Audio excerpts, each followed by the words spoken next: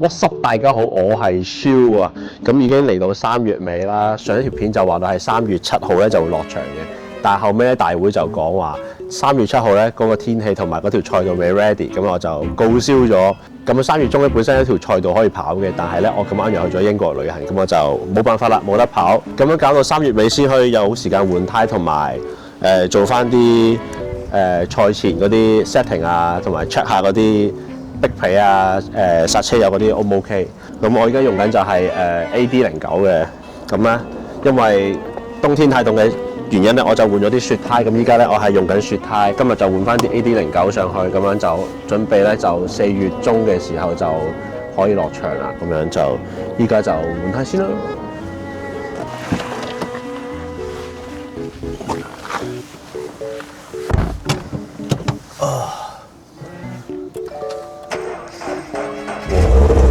可能要換一換電池啊，個電池唔太掂。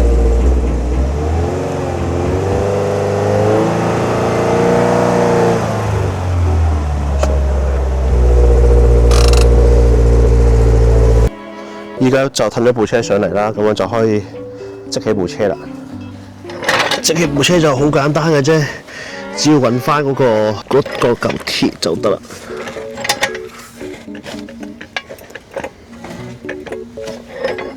你點樣睇到啊？你 feel 到啊？我摸到啊！你只要摸到就得。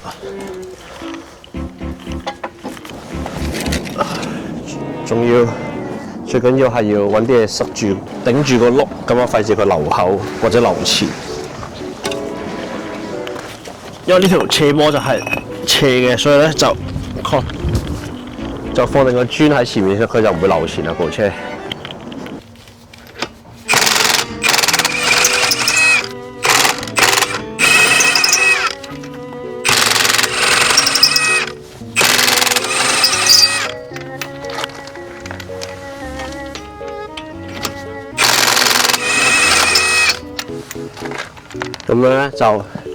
咁樣就唔使1分鐘就可以完整咁樣拆條胎落嚟㗎啦。咦，比我想像中快喎！係啊，其實有幾粒螺絲？係啊，其實就係咁簡單咯。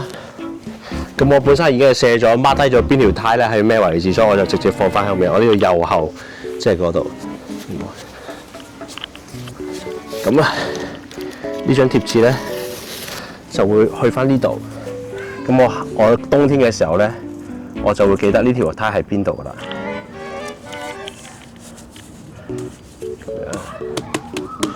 咁我就可以拍翻上去。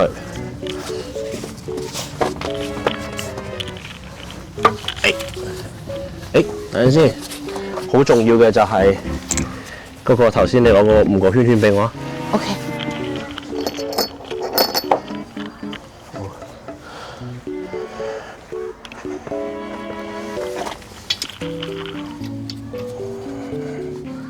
點解之前唔使用呢個圈圈嘅？呢個因為我之前冇買到，依家我買咗裝翻上去。呢個係確保嗰個拎喺個正中心嘅位置度。嗯。咁啊，可以睇到我呢個係前1-2個月換嘅 HKS 新避震。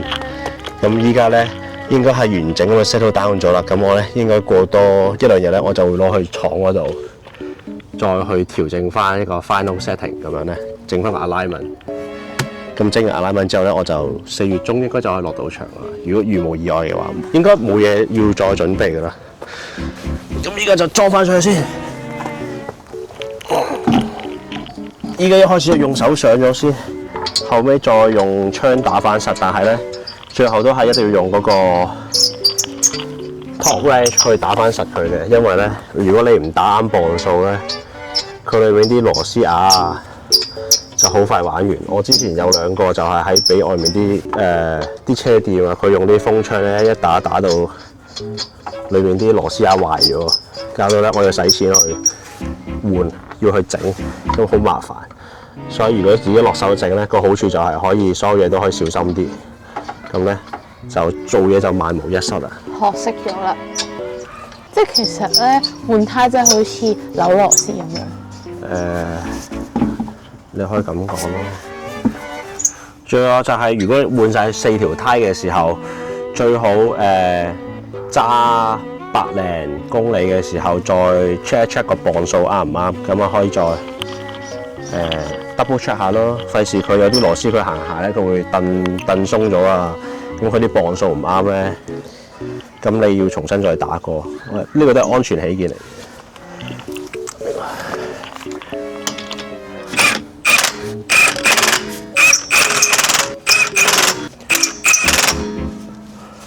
好啦，咁就其實咁就裝完一條胎，咁就完成咗啦。咁就一陣咧，我就裝晒4條胎先，跟住再一次佢再打埋磅數就 OK 啦。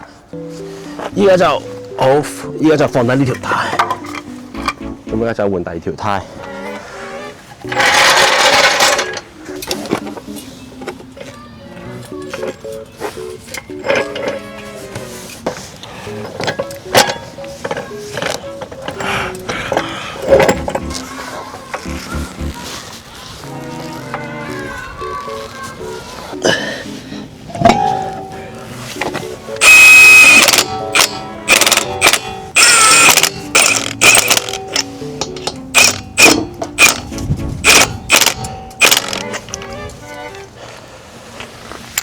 咁就換咗2條胎啦，勁好笑！啱啱換胎換到一半嘅時候，部車撻唔着喎，跟住要搞到攞翻個 jump start 去打翻着部車先得。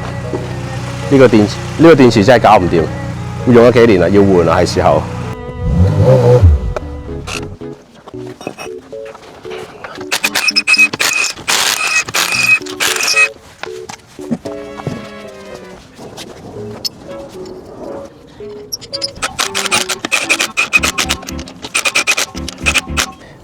咁我一般都會睇埋呢個剎車油嘅，睇佢啲顏色會唔會好混濁啊？如果好黑嘅話咧，就建議咧要換一換剎車油啦。因為如果你剎車油唔得嘅話，你喺啲彎裡面啊唔夠剎啊，你好容易會發生意外。咁一定要 check 一 check 呢個啦。我會跟住第二咧，我就會 check 一 check 呢個冷卻水 cooling 嘅。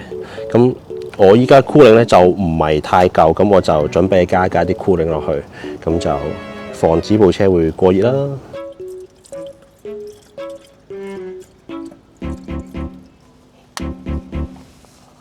咁依家換完胎過多幾日之後咧，我就會攞去車房度搞一搞個alignment 咁樣咧，就大概4月中咧可以跑今年嘅第一場。